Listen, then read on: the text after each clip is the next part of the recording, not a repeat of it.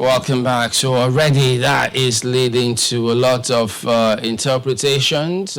People are giving it their own version of what they think may likely happen. Let's get Professor Ken Ife in. He's a macroeconomic policy analyst. He joins us from Abuja. Good morning, Prof. Thank you for joining us this morning. Already we see talks such as... Thank you very much. Right.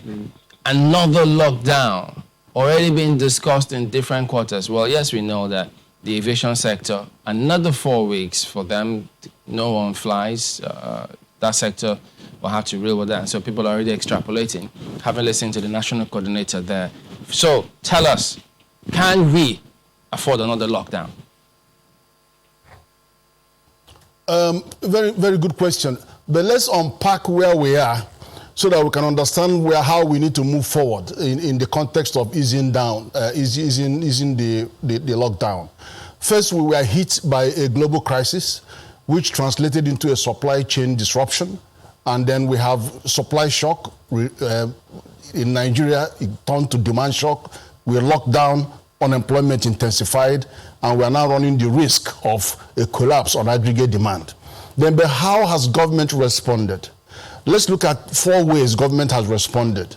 Monetary policy led by CBN, fiscal policy led by the Minister for Finance. We have the humanitarian people dealing with the humanitarian led by the minister.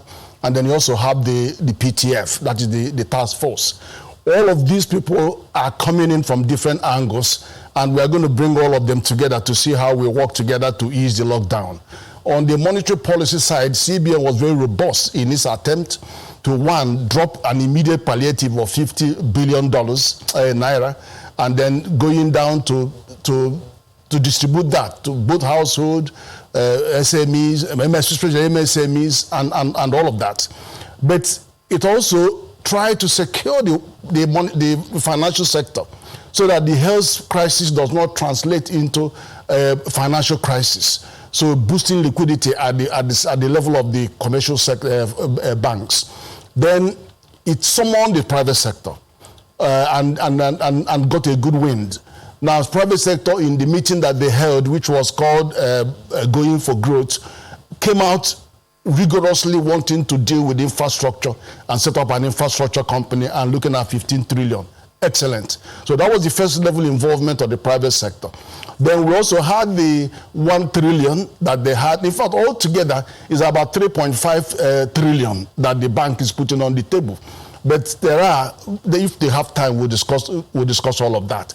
The key thing, takeaway, is that they have started the mobilization of the private sector. And I like what your colleague was saying.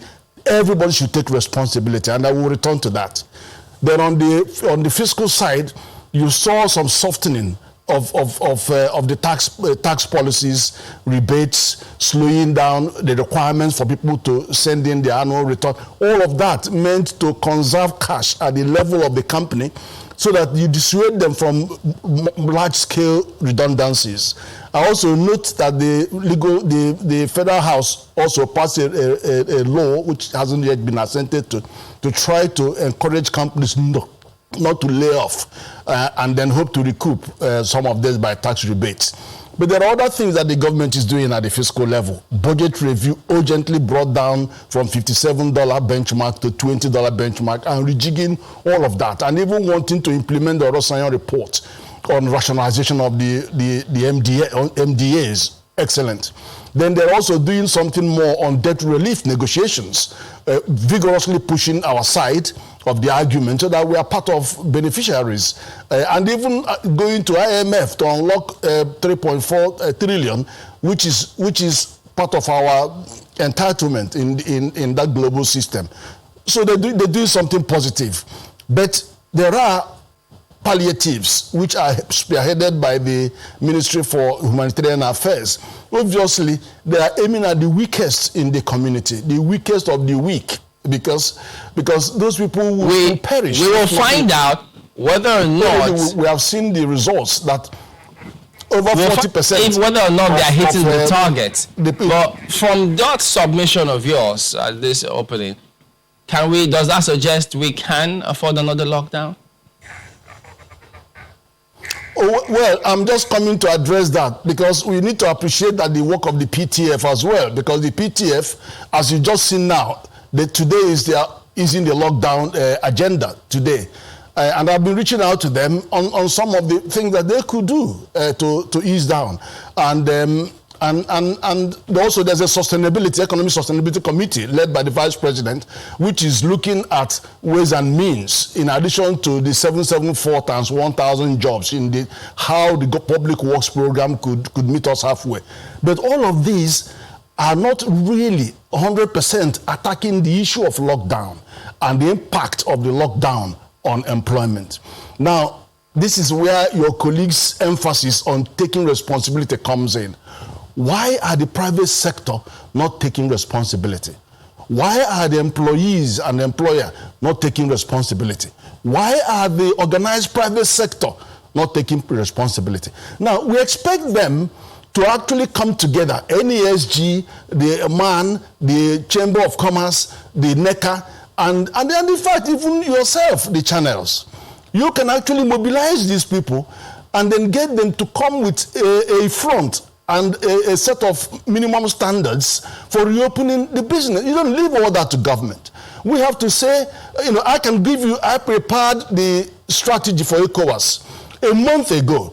COVID-19 private sector strategy for ECOWAS, which they are sharing with the African Union, on how the private sector can respond and how we can actually reopen the Islam, and then without compromising the integrity, the health integrity. So all of this, they have to take responsibility.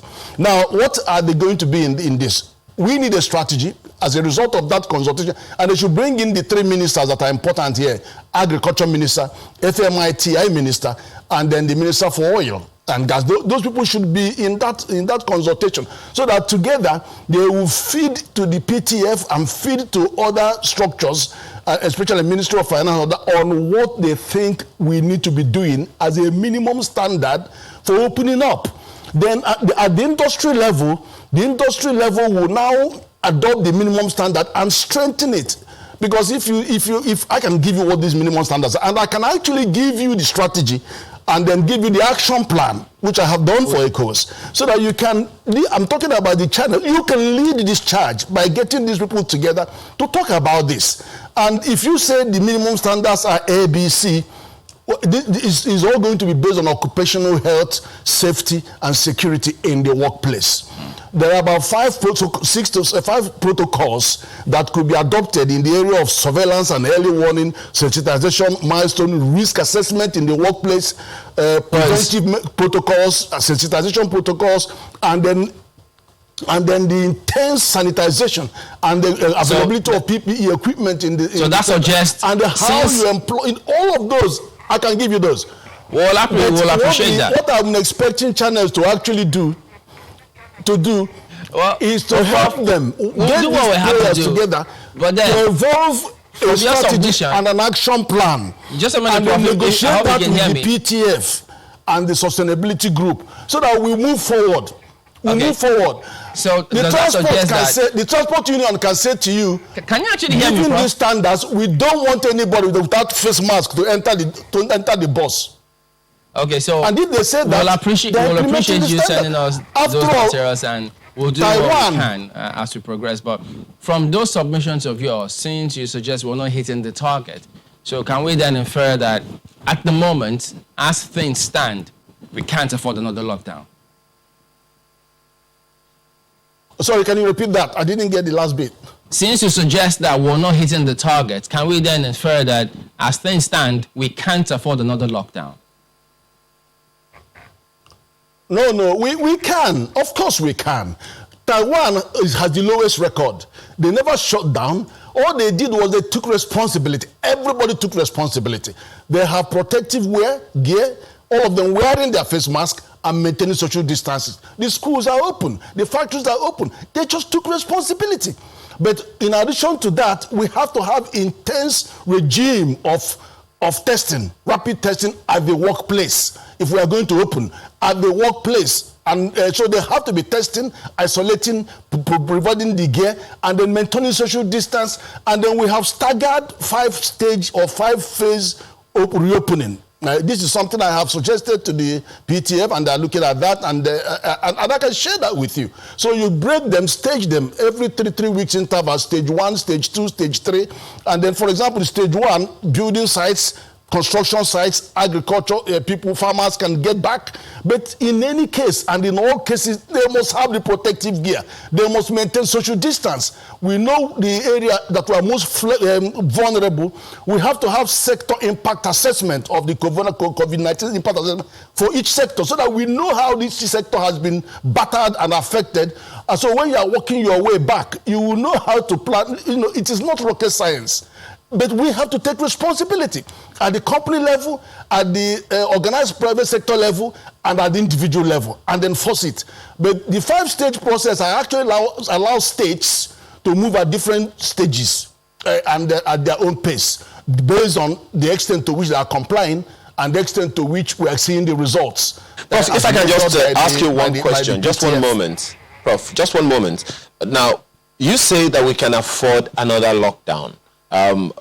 But some people might argue with you on that, because, I mean, the reason why it seems like the lockdown, the relaxation of the lockdown hasn't really been effective is because of what you know about the Nigerian economy. Most of our people, they live on daily wages. So if we go back to another lockdown, how do you see that affecting the livelihood of these people? No, there's absolutely no doubt that the lockdown we have seen is affecting the economy. There is absolutely no question about that. The second lockdown will be disaster.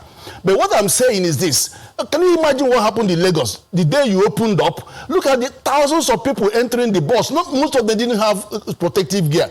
That's what I say. Apart from what the minimum standards that have been agreed industry-wide, there has to be additional specific standards for different sectors. The transport union will say, we will not have anybody enter our bus if you are not wearing face mask. The police will help them enforce that. And then you go to the factory, they say you must fully advertise and implement the protocols in every factory. You must have this, that, and it is monitored. And that's how we have to get back to work. But we have to get back to work with organized private sector doing what they need to do, which is to talk to government. We have the individual help me understand sectors this. Doing. If you say that another lockdown will be a disaster, how come you initially then say that we can't afford another lockdown? No, the thing is, we haven't even enforced the first reopening in the cases, because what is the framework for enforcing the easing of lockdown? There's accuracy in the framework. So, but I'm saying to you that in a 5-stage framework I have just described to you, 5-stage framework where you do stage 1, allowing particular sectors. After 3 weeks, you do stage 2, allowing more sectors, and then checking that there is an enforcement, because you have to have an enforcement regime, both sector-wide and then particularly. I have tried to describe all those. Look, I can send you the strategy.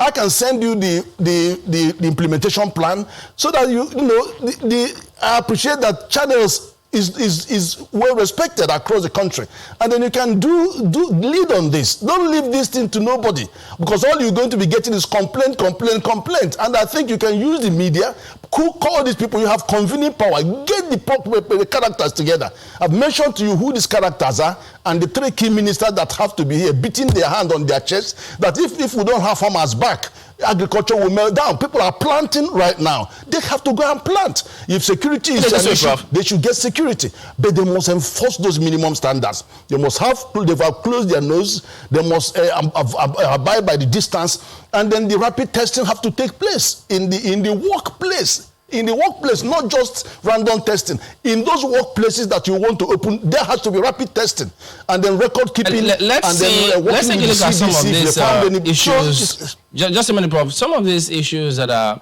the real, or if I could call it the real issues, because it's one thing to have all of those plans on paper.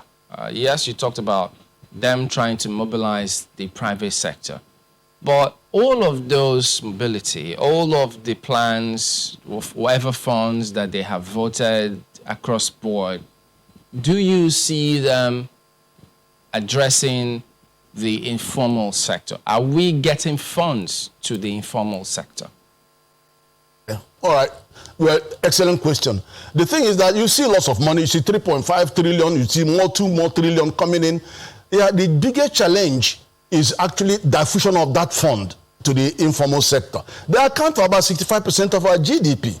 And are part of over 92% of the employment. And so if we are going to think about resurgence and limiting the thing, we have to address delivery of these programs and that cash to the sector.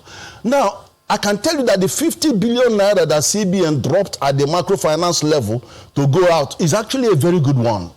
And then also you saw a plan, a 3-year master plan by the CBN to reach out. So they are very good plans, but you need to make sure that we're actually reaching the informal sector in a very creative and innovative way. They're doing well because there's been how many thousands? So many thousands that applied, and about 3,000 are going to get some money in the first tranche. But that is a tip of the iceberg. We need to also look at sectors like aviation. Look at what has happened to aviation. It's a complete meltdown for aviation. So we need to see how it has impacted on aviation and see intervention that is appropriate. And let me tell you something about the level of intervention. The level of intervention should be related to the size of the recession that you anticipate. America has put in 2.2 trillion, which is 15% or 12% of their GDP. UK, 330 billion, which is 15% of their GDP. Japan, 20% of their GDP. So you have to, our intervention so far is around 4 trillion, 5 trillion. But we need to have at least 10 trillion, because this is only 5% or under 5% of our GDP. So this is just to give you a guidance. So whilst we are upping the game in relation to resources that are going to hit the table, we're also making sure that there's diffusion of this resource to the real sector that are suffering the unemployment, that are losing the jobs, and give us the hope of recovery. And if you have time, I can talk about agriculture, because agriculture is just one moment before you go into agriculture. Just one moment. Prof, just one moment before you go to agriculture. You've talked about the responsibilities of what the private sector needs to do, and especially the MSMEs. But then, to a large extent, attention has been on the federal government, on the federal ministries and all of that, and the PTF COVID-19 at the center. What responsibilities or roles do you see for the subnational, at the subnational levels, the states in particular? What roles or collaborations do you think is necessary in order for this intervention that you talk for the MSMEs to go down to where it is really supposed to be? How have you seen that play out, and how do you think it should play out? Okay, first of all, economy is in the concurrent list. We are all equal players in the economy, state and federal. Now, what for the federal gives a strategic direction. The state takes it and runs with it, and the state is closer to the private sector. So that's the configuration. Now, when you consider a 3 or 4 or 5 stage easing up, then it has to be implemented by the states. It is the states that will say, wait a minute, this stage 1 is not working in my state. I'm not moving to stage 2 because you have not complied on stage 1. So it is the state that will eventually implement that. You can see what is going on in America, where Donald Trump is just fighting the governors. The governors are really in control. But anyway, so that's how you get the state involved. And then when you now come to specific intervention, like you're going to look at agriculture, if you have time to look at that, it is the state that will lead. Because what you require, the sea change, or the seismic change you expect in agriculture, has to be led by the private sector, working strongly with the states. The federal is just there to ease the burden, to make sure that the export channels and all of the areas where they have control and policies, of course, fiscal and monetary policies, are all in sync. So that's how I see the states coming in. But the private sector, I'm afraid, have to do more. They really have to do more, because they're sitting back and making us feel that the government has to do everything. Government is expecting the input of the private sector. And we need to do more, both at the level of the organized private sector and the specific industry and industry. So we have to do more to encourage government. Just one moment, to help us in the private sector. Just one moment. Are you saying that the private sector and the state governments are not cooperating sufficiently? I haven't said that. what I'm saying that they will collaborate more effectively if there are frameworks that are clear and they can work with. I have just given you an example of a framework in which the state can take effective control. And then I also talked about a framework and a strategy and an implementation framework where the private sector strategy can work, driven by the private sector, and then with the buy-in of the federal government. So that, I've described those two scenarios. And in both cases, the state is working far more closely with the private sector to ensure that what we require to revive the industry or even to stop the rot is on board. Wind down this conversation and, get the recommendations all tied together. By the way, we expect that, recommendations you said you have. But you wanted to talk about agriculture, and you make it sound as though there's a treasure chest right there. So if you could just talk about that briefly. What is this thing about agriculture that you're excited about? Look, in terms of strategy, what you do is you compare yourself to your peers. And then you find who is 2 or 3 times ahead of you in terms of GDP growth rate and shadow. That is shadow economics. Now, what we have, the country that is our peer is Brazil. It's not South Africa. It's not Egypt. It's Brazil, because they are in exactly the same agroecological zones as ourselves. 300 million people. We are 202 million people. Don't forget that the Nigerian component there is almost 100 million. But look at the agriculture. Brazil is 2019, they earned $151 billion in agriculture. This year, their target is $200 billion. And they are growing exactly the same product that Nigeria is growing. I can give you the details. In sugar, 33 billion in okay, now look at Netherlands. Netherlands they haven't got what we've got, but they are earning $100 billion in just vegetable alone, using aquaponics, greenhouses, and hydroponics. That is not even using the ordinary soil that we have. Then you look at Japan. Japan imports literally everything that they eat. China imports $80 billion on food. 41 billion is from America. So, where are we? Where are we as a country? Look at the FAO recorded Nigeria as one of 5 countries in the world that can actually produce more food than they require. Brazil is not even in that league, but certainly the only one in Africa. But the problem is that once we produce so much, 30 to 70% can't make it into the food chain. And there's so many problems. I can list them here. They have to do with infrastructure, the power, the transportation, and all of that. And the lack of serious investment in processing and of agro-processing. And if you look at GDP composition, agriculture is about 25%, 22 to 26%. Then the services is 54. Then the industry is 22. The weakest link in our production system, in our whole economy, is the link between agriculture and processing. That is agro-processing. And so what you see is that the traders have expressed themselves in that chain and now importing to subsidy. That is what is happening. Now, when we produce, what we produce walk away to the neighboring francophone countries, and because we don't have the capacity to process them, so we are exporting the jobs. What we do, come back 3-4 months later with 100% increase in the price, even though we have strategic grain reserves all over the country. All right, literally, we'll go to break now, but we'll just get your concluding thoughts on the francophone or West African neighbors, and how do we leverage on that moving forward? In conclusion, that's in a moment. Stay with us.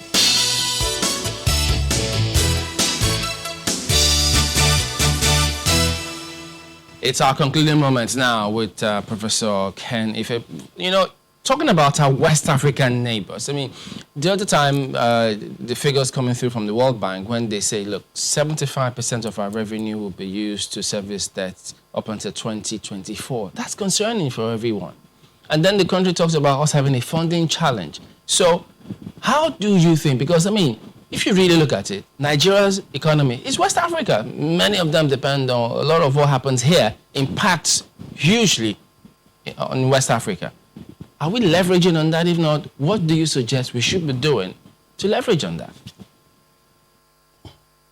All right, 2 things, really. First of all, in relation to what you said about World Bank, that 75% of our revenue would go to servicing debt in 2024, that's possible. But the thing is this, we have more money outside the banking sector than we have. And then that brings us to this informal economy. We could, in the context of the national savings schemes, special ones designed, we're working on that right now, and government is pushing.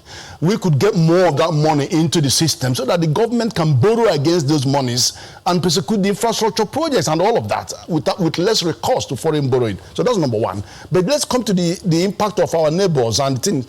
What it is that they are protected by, we are surrounded by four francophone countries, and 5 years ago, 1 naira could buy 3 francs CFA. Now I can only buy 1.5. That's devaluation, over 50%. So what we produce here is cheap to them. They don't need to grow any food anymore. I mean, not that many of them have better agricultural medicine than us, but they are importing our food. But the thing is that they repackage it, dry it, and bring it back again, and make huge profit, 100% to 200%. So it's not a crime because they are protected by ECOWAS Treaty on free movement. But the thing is, look how happy everybody was in Nigeria when we released 75,000 metric tons of food from our strategic reserve.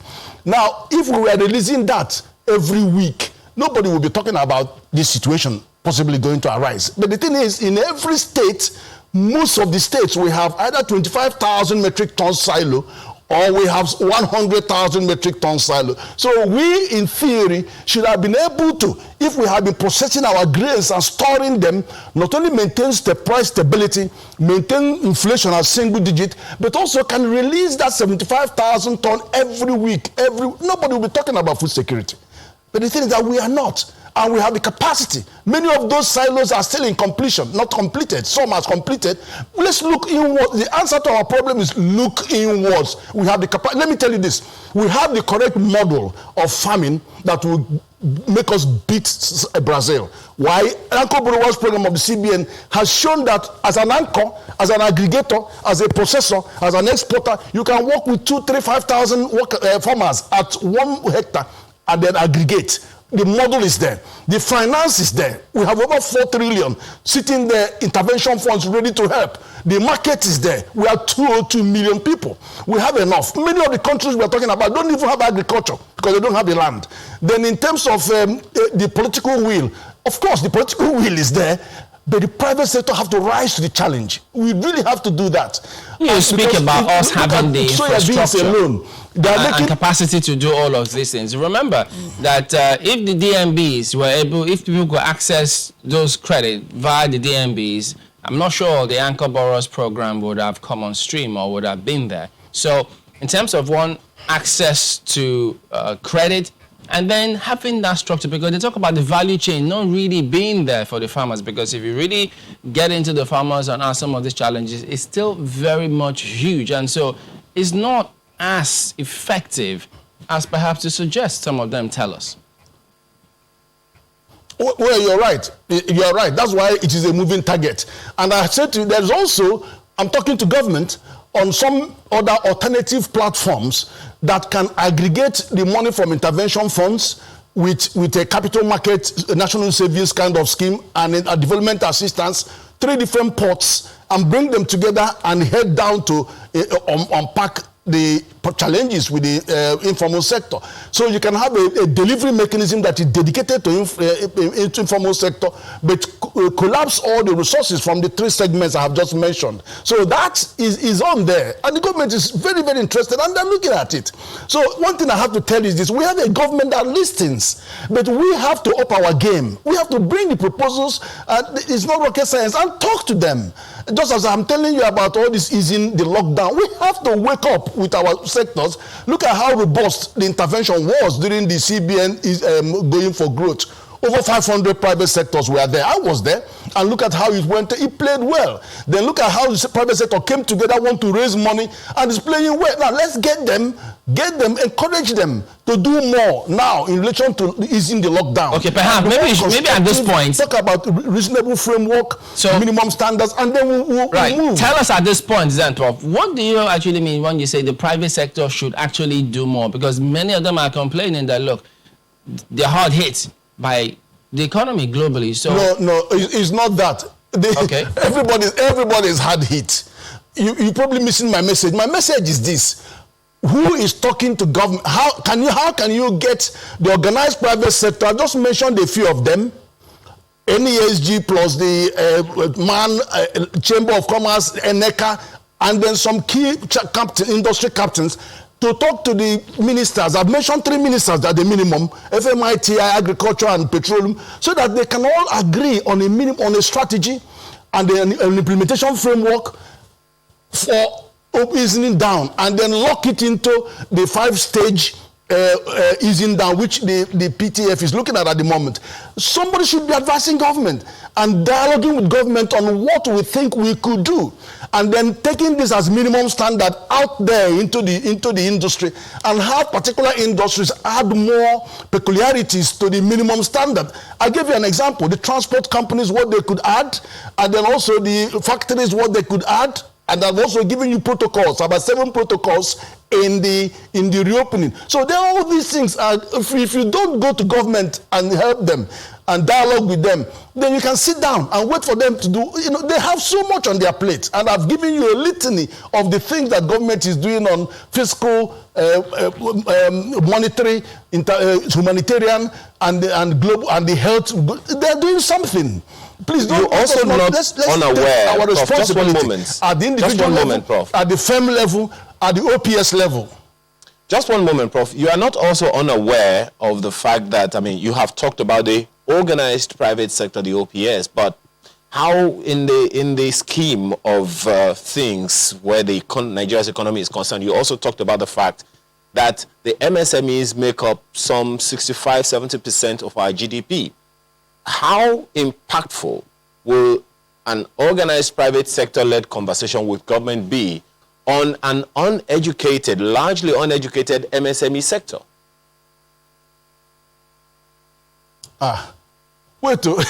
MSME sector is led by organized private sector. You have NASME, you have NASI, you have MAN, you have all the people leading these MSMEs. And those are the ones who will talk constructively to government on how we're going to ease down. You don't sit back and let PTF decide how to open up the industries. It's not fair. We have to tell them and negotiate with them how we going to up, if you don't mind. That. Prof, just one moment. Now, you've talked about the fact that the MSMEs are led by the people who are well informed about these things, but organized on a number of times on this program, sector. just one moment, on this program, on a number of times we have had conversations with practitioners in the MSME sector, and they keep telling us, that even when we had them with the organized private sector, it's not usually very, very friendly, if you like, a conversation, because on the one hand, just as Chemelin said, the organized private sector say they are hard hit, and it's not so easy for them to access, facilities that will help them to embrace the MSMEs as they ought. So going back to the conversation about the MSMEs, how ready are the MSMEs to embrace whatever it is that the organized private sector come up with if they are not well informed about it? Well, of course, you are in the media. When you talk about informing, it is about the media sending the message. But you have to help the media. If you don't give media a template of how we're going to go forward, you will have nothing to communicate and sensitize. So, but what I'm saying is that you don't expect the 47 million SMEs to give 47 million voices to the government on what they want. That's why you have organized private sector. They will have to speak up and go and have this meeting, which I have told you to facilitate, so that we can come up. And it's not that I'm not giving you chasing wild goose. I will give you the material so you can look at that, because so that they can come very, very quickly with a plan, and the government will implement. I can tell you that the government is ready to implement anything you give to them that makes sense and that is self-regulating, and also make sure that everybody takes responsibility. And that responsibility just one last thing. 3 tiers. Prof, both just at the one last state thing. level, Just one last thing, firm Prof. level, and Just at the one individual moment. level. Just one moment, Prof. You've talked about subnational, national, and international considerations that we need to have as far as ECOWAS is concerned, and perhaps also as far as the AU. Now, give us your word on this. We have a challenge on 3 strata: social crisis, health crisis, economic crisis. Health crisis that has produced social disruptions and economic disruptions all over the world. But coming back to Nigeria, how have we handled the balance of our social crisis, the health crisis, and the economic crisis? And what do you recommend we do urgently? Well, there is a preponderance of support to the social sector. There's no doubt about that. But having said that, the jury is out on how much more could be done for the private sector unless the private sector takes control, takes responsibility, both at the firm level, at the individual workers level, and at the organized private sector level. Then, of course, in terms of the health challenge, the PTF is doing their best. You could see their frustrations on how some states are letting the things loose and all that stuff. But we are trying to help the PTF by saying to them, adopt this framework of 4 or 5 stage discipline. And then the private sector needs have to come in and lock in with their own framework on the, we have to work together. You can't do it within and separately. We are all being decimated by what is going on, and we can't sit back and do blame game, pass buck. No, the three have to work together. And we have to appreciate that the government has limited resources, but is there to provide the leadership. And we need to take responsibility. Taiwan just took responsibility at the individual level, at a corporate level, and there's only 3 things: massive testing, then headgear, and social distance. That's all that they did. They never had any lockdown, and all the factories are operating. They are supplying COVID-19 kits to everybody in the world. In consideration of your submissions, Sweden has done the same. Sweden has done the same. In consideration of your submissions, and if you can advise, can you hear me, Prof? Now, in consideration of your submissions, and if you were to advise the PTF on COVID-19, should they consider another lockdown? Will that be a yes or no? No, I'm not going to. It's not a yes and no answer because every state is different. They are not, okay, for example, Lagos State is doing their very best. But of course, Lagos State is a melting pot. So every state is different. If you implement a 4 or 5 stage thing, the states are going to be at different level. So we're opening up, some are in stage 2, stage 3, some are still in stage 1 because they have not convinced the governor that they are compliant. So they will be at different stages. And I know that Lagos, with all the problems and challenges they have the capacity to be running to stage 4 within the next 1 month. So this is the point. This is the point. It's not rocket science, and all of us you can't have one solution fit all. So that's the point. So, Ken Ife, macroeconomic policy analyst, thank you very much indeed for your thoughts this morning. All right, and so we'll be back in just a moment. My pleasure, and thank you. Stay with us. All right.